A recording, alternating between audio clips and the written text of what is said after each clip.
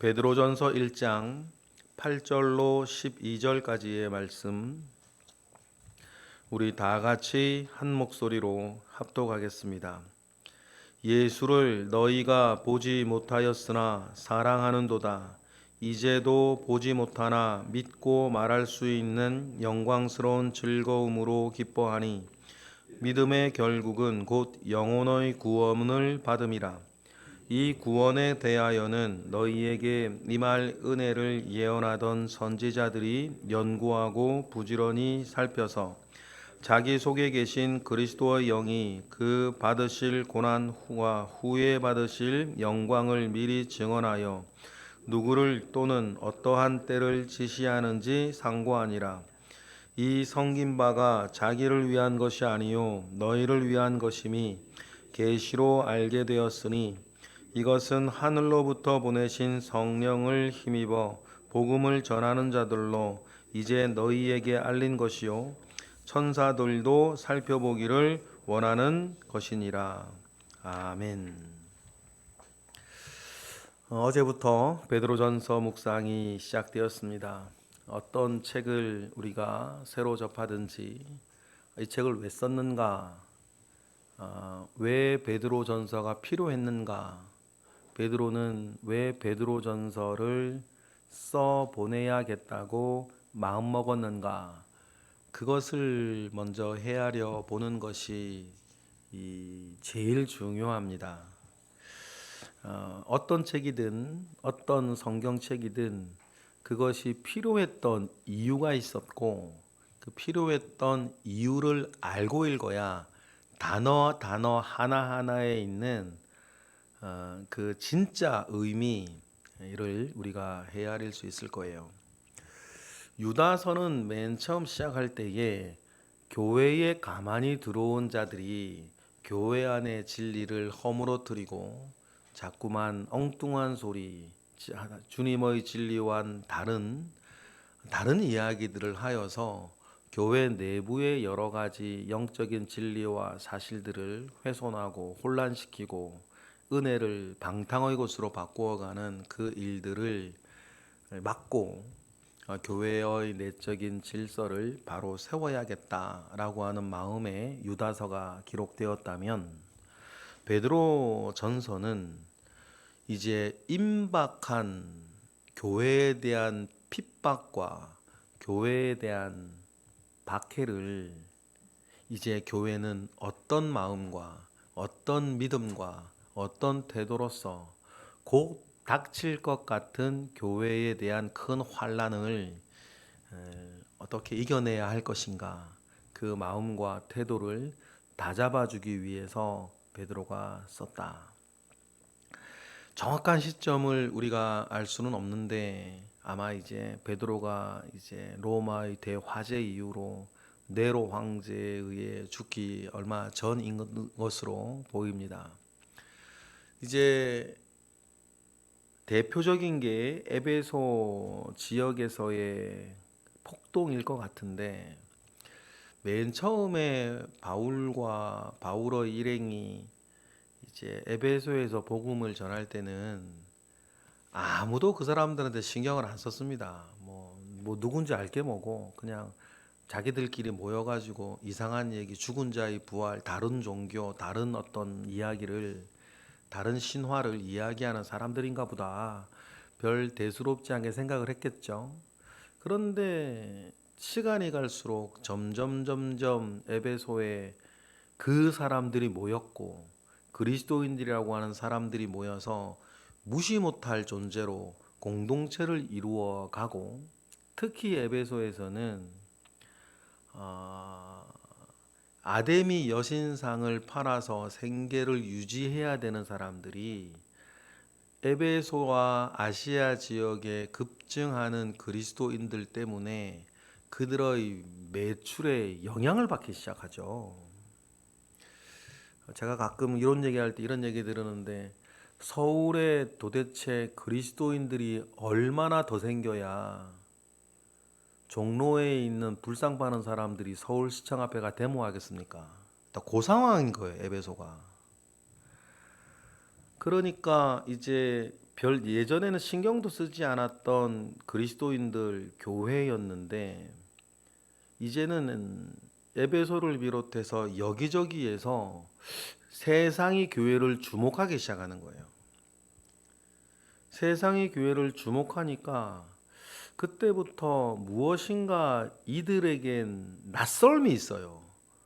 생각하는 것도 여러분들도 마찬가지신데 완전 불신자들이 믿지 않는 사람들이 여러분을 보면 정확한 표현이 그래요. 여러분들은 낯설어요.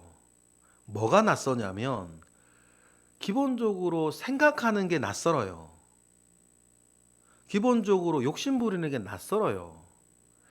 이게 옳다, 저게 옳다, 이래야 된다, 저래야 된다라고 기본적으로 불신자들이 서로 간에 말을 하지 않아도 그들이 가지고 있는 욕심, 그들이 가지고 있는 기준, 그들이 가지고 있는 여러 가지 목표들과는 여러분 스스로는 나는 주님 앞에서 난 제대로 못하는 것 같아 이렇게 여러분들이 느끼고 우리를 뭐 쳐도 불신자들이 보면요 여러분들은 되게 낯선 사람들이에요. 다른 기준을 가지고 살고 다른 눈을 가지고 살고 다른 목표를 가지고 사는 거예요. 생각이 그러면 삶도 그렇게 나온단 말이에요. 그리고 낯설미 연약한 자들로 있을 때는 신기하고 재밌게 보이는데 그 신기하고 재밌게 보이던 사람들이 점점 무시 못할 조직으로 무시 못할 공동체로 확대되기 시작했을 땐 불신자들은 두 가지 중에 하나인 거예요. 자기도 따라 믿든지 아니면 박해하기 시작하는 거예요. 맨 처음에는 조롱부터 시작하겠죠.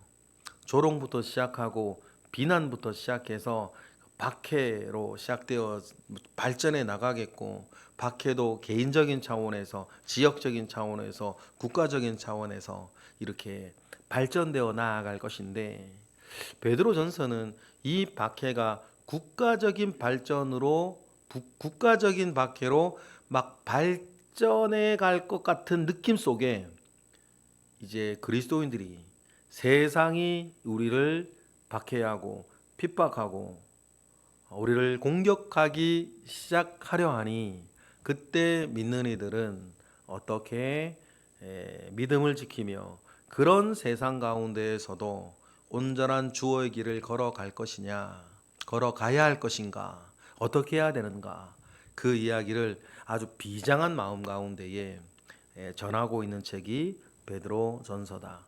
그래서 베드로 전서를 맨 처음 시작할 때에 여러 지역을 말하면서 흩어진 나그네라 그래요. 인사부터.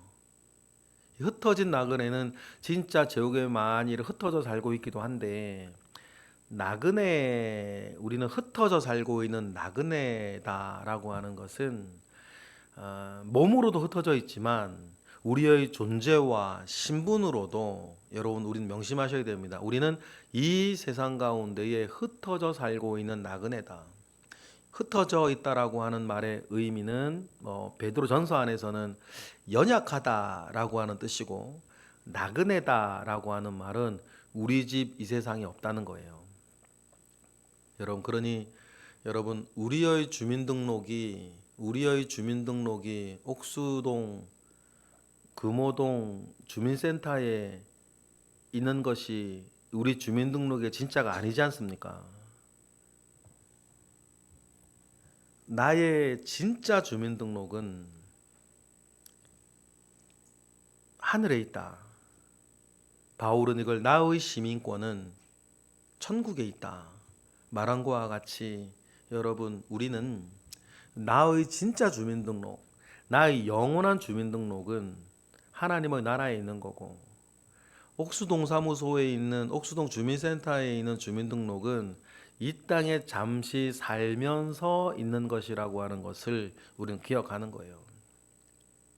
그래서 베드로는 흩어져 있는 나그네와 같은 자, 나그네의 서러움이 있고 나그네의 어려움이 있고 아무 곳에도 소속되어져 있지 않은 사람의 낯섦을 가지고 이 땅을 살아가는 사람으로서의 힘든 고충이 있는데 그 힘든 고충이 이젠 국가 권력이나 지역의 토착 세력으로 인해서 이제 박해와 어려움이 다가올 것 같아서 그 노파심에 이제 늙은 사도인 베드로가 믿는 이들을 격려하고 마음의 각오를 다잡게 하고 그 모든 것들을 잘 견뎌낼 것을 당부하면서 편지를 쓰고 있다.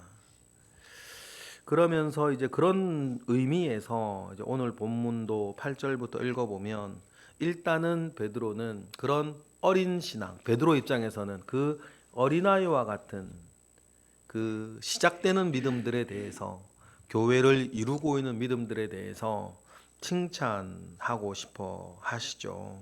그래서 8절처럼 이야기하는데 만약에 베드로가 지금 여러분들에게 나타나 어떤 첫 이야기를 한다 하더라도 8절처럼 이야기하실 거예요. 우리 8절 읽어볼까요? 시작. 예수를 너희가 보지 못하였으나 사랑하는도다. 이제도 보지 못하나 믿고 말할 수 있는 영광스러운 즐거움으로 기뻐한다. 그렇죠. 우리도 그래요. 우리가 딱 그런 사람들입니다. 우리가 예수를 보지 못하였으나 그러나 여기 계신 분들은 하나같이 참 예수 그리스도 사랑하시는 분들이에요. 어떻게 하면 그의 뜻을 따라 살까? 잘 못한다 하더라도 어떻게 하면 우리 주 예수 그리스도의 말씀을 순종하며 살까? 어떻게 하면 하나님의 기쁨이 되어 살아갈까? 비록 나의 실상을 들여다보면 부족한 것도 많고 아쉬운 것도 많은데 분명한 하나는 뭐냐면 우리는 그리스도 예수를 사랑한다는 거예요. 보지도 못했으면서. 베드로 입장에선 그런 거 아닙니까? 너희들이 예수를 본 적이 있냐? 너희들이 예수에게 혼이라도 한번 나봤냐? 너희들이 예수님의 웃는 모습, 사는 모습 한번 보기라도 했냐? 예수 그리스도를 한번 본 적도 없으면서 참 큰 은혜가 뭐예요? 그 예수 그리스도를 사랑하고 산다 너희가. 그리고 사랑하고 계속해서 그 영광의 즐거움 가운데에 믿고 살아간다. 그런데 우리가 믿음을 가지고 이 땅을 살아가는 가장 원초적이고 가장 중요한 그 목표는 구절이다. 이걸 명심해라. 핍박 상황이 닥쳐오고 있다는 것을 염두에 두고 읽으셔야 돼요. 9절 읽어볼까요? 시작. 믿음의 결국은 곧 영혼의 구원을 받음이라. 육신적으로 이 땅을 사는 삶 가운데에 어떤 어려움과 어떤 고통과 어떤 슬픔이 어떤 삶의 질고가 있다 하더라도 그 안에서도 그리스도 예수를 사랑하고 보지도 못했으면서 너희들은 그럼에도 불구하고 영광스러운 즐거움, 그 바라보는 영광의 하나님의 영광의 즐거움을 가지고 살아가는 너희들이 가진 바 그 믿음은 이 세상의 어떤 질고 속에서 반대로 어떤 즐거움 속에서 이렇게 저렇게 산다 하더라도 우리가 모두 가지고 있는 이 믿음의 결국, 이 믿음의 골은 우리의 영혼의 구원을 받음이라. 그 영혼의 구원을 위하여 오늘도 우리는 한 발 한 발 하루하루 살아가고 있다. 이 이야기를 하는 거예요. 그러니 그 영원하고 정말 중요하고 다른 모든 것을 다 잃어버린다 하더라도 결코 놓치지 말아야 할 이 믿음의 결국인 이 영혼의 구원을 절대로 포기하지도 절대로 양보하지도 절대로 타협하지도 말아야 된다. 그 이야기를 지금 베드로 하고 싶은 거예요. 어떤 일이 있어도 갖은 핍박과 박해와 어려움이 있다 할지라도 우리도 마찬가지죠. 여러분 우리가 예수 믿는다고 해서 박해나 핍박을 안 받아본 게 아니에요. 그 대부분의 이제 우리가 경험했던 건 우리의 윗세대들은 뭐 6.25 때나 일제 시대 때는 정말 차원이 다른 박해나 핍박도 있었는데 이 자리에 계신 분들이 받았던 핍박, 박해가 있을 거예요. 근데 대부분 그거는 가정 안에서 있었던 거. 아니면 친구들이나 친지들 안에서 있었던 거. 그래도 죽지는 않을 것들. 뭐 그런 어떤 이야기들 속에 있었는데 그런데 맥락은 마찬가지다. 그 모든 일들 속에서 우리가 심지어는 가족애보다 한 집안의 도리보다 내가 사회에서 편리하고 재미있게 살아가는 것보다 무엇인가 이상하게 내게는 더 중요한 것이 있었고 잃어버리지 않아야 되겠다라고 하는 어떤 사실 내진 진리가 우리 속에 있어서 사실은 그 조롱 속에 그 핍박 속에도 그 모든 것들을 이겨내고 오늘까지 이르렀고 그 목표는 그 영혼의 구원을 향한 우리의 의지, 다른 말로 믿음이었다라고 하는 것을 여러분 잘 기억하셔야 돼요. 그리고 우리도 역시 결코 그 걸음과 그 길을 포기하지 아니하고 우리는 그 길을 걸어가야 한다. 그런데 10절 11절의 내용이 뭐냐면 우리가 가진 이것이 어느 날 갑자기 뚝 떨어진 게 아니고 공동서신은 교회를 그래도 꽤 다닌 사람들을 향한 얘기니까 너희도 아는 바와 같이 가로 열고 닫고 우리가 알고 있는 복음의 도는 갑자기 딱 생긴 게 아니고 선지자의 글, 뭐 구약 성경 이런 거겠죠. 그때로부터 예언되어지고 하나님께서 미리 말씀하시 주셨던 정해진 하나님의 일이었다. 이 복음과 이 복음으로 인한 구원이 그 이야기를 하면서 믿음을 돕고 있어요. 10절 11절 읽어보겠습니다. 시작. 이 구원에 대하여는 너희에게 임할 은혜를 예언하던 선지자들이 연구하고 부지런히 살펴서 자기 속에 계신 그리스도의 영이 그 받으실 고난과 후에 받으실 영광을 미리 증언하여 누구를 또는 어떠한 때를 지시하는지 상고한다. 어느 때나 믿음의 길을 제대로 걸어가는 사람에게는 고난들이 있었고 그 고난 가운데에 은혜가 있었는데 이 모든 것들은 이 선지자들은 뭐 구약의 선지자들이라 생각해도 되고 초대교회에 하나님의 말씀을 가르쳐 전하던 사람들이라고 생각해도 되는데 어쨌든지 간에 부지런히 연구하고 살펴서 살아보니 이것들은 어느 날 갑자기 생긴 것이 아니라 그리스도 예수께서 보여주시고 이루실 영광을 우리에게 미리 증언하여 주셔서 우리도 그리스도와 같이 굴하지 아니하고 그 믿음의 길을 걸어가야 할 영광을 우리에게 알려주셨고 보여주셨으니 어떻게 하자는 거예요? 우리도 그런 핍박이나 그런 어려움이 닥친다 하더라도 포기하지 아니하고 그 걸음을 가야 될 거다. 그리고 그런 걸음을 가려면은 먼저 12절에 주님의 마음이 있어야 되는데 주님의 그 마음 뭐냐면 자기를 위하는 마음이 아니라 너희를 위한 상대를 위하는 마음, 이 마음으로 주님이 그 걸음을 걸어갔는데 세상에서 말하는 것처럼 너를 위한 삶을 살고 나는 소중하니까 너 생각대로, 너 느낌대로, 너 끌리는 대로, 너 하고 싶은 대로, 너가 너 인생의 주인이니까 그런 류의 마음을 가지고 살아가면 여러분 의로운 길을 걸어갈 수가 없어요. 그러니 주님이 우리에게 보여주셨던 마음처럼 이 마음을 품으라 그리스도 예수의 마음이니라고 얘기했던 바울의 이야기와 같이 우리가 의로운 길을 하나님께서 우리에게 선지자들을 통해서 보여주셨던 그 길을 환난과 어려움과 핍박이라 하더라도 믿음의 한 길을 온전히 걸어가서 영혼의 구원을 이루어내는 그 믿음의 길을 걸어가려면 먼저는 12절과 같은 마음과 태도가 있어야 된다. 그 이야기를 하는 겁니다. 12절 읽어보겠습니다. 시작. 이 섬긴 바가 자기를 위한 것이 아니요 너희를 위한 것임이 계시로 알게 되었으니 이것은 하늘로부터 보내진 성령을 힘입어 복음을 전하는 자들로 이제 너희에게 알린 것이요 천사들도 살펴보기를 원하는 것이었다라는 거예요. 그래 첫 번째로 그런 믿음의 길을 온전히 걸어가기 위해선 자기를 위한 것이 아니라 이제는 주님을 위한 하나님을 위한 이 세상을 위한 길을 걸어가야 되는데 이러한 마음을 가지고 걸어가게 되는 우리의 근원적인 것은 두 가지가 있는데 이건 하늘로부터 내려온 이 복음을 이러한 모든 고난과 핍박을 이겨내면서 너희들에게까지 복음을 전해 주었던 그 모든 사람들도 그런 마음으로 살다가 죽었고 심지어는 순교도 했고 그렇죠 여러분 우리가 지금과 같이 복음을 듣고 신앙생활을 하게 되었을 때에 그것은 그냥 된 건 아닙니다. 누군가의 헌신과 누군가의 희생. 우리에게 복음을 전하여 준 사람들에게 또 누군가는 복음을 전했고, 그 사람에게 복음을 전한 그 사람에게 누군가는 복음을 전했고, 그 사람에게 복음을 전한 그 누군가에게 복음을 전했고, 이게 한 단계 한 단계 거슬러 올라가다 보면 우리가 12 제자들을 만나겠죠. 그 과정 가운데서 수많은 피와 수많은 눈물과 수많은 희생과 자기를 위해 살지 않고 너희를 위해 살겠다라고 하는 사람들로 인해 생겨난 일이었다.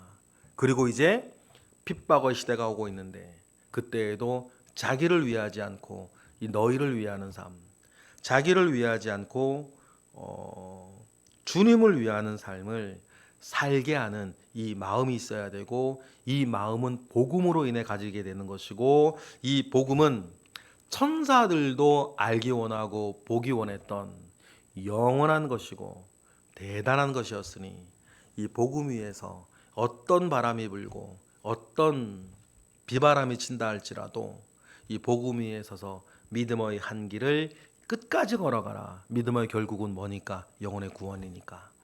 다른 건 몰라도 그건 놓치면 안 된다라고 하는 노 사도의 마지막 유언 같은 이야기들이 지금 펼쳐지고 있는 것입니다. 여러분, 그렇습니다. 우리가 믿음을 가지고 있습니다. 이 믿음 그냥 온 게 아니고, 이 역시 우리도 그냥 가진 것 아니고, 이 믿음이 목표하고 있는 그것을 우리가 늘 바라보면서 오늘도 믿음 위에서 믿음의 도를 따라 살아가되, 믿음의 도를 따라 살아가야 할 때 내가 이번 주 치루어야 할 대가가 핍박이나 조롱이나 박해를 감내하고 견뎌야 되는 것이면 견디는 겁니다. 그건 견디는 거예요. 천사들도 흠모할 만한 그 모든 것들을 견디며 결국 승리케 하시는 주님을 만나시는 오늘 우리의 삶, 오늘 이번 주 우리의 삶이 되시기를 주님의 이름으로 축복합니다. 기도하겠습니다.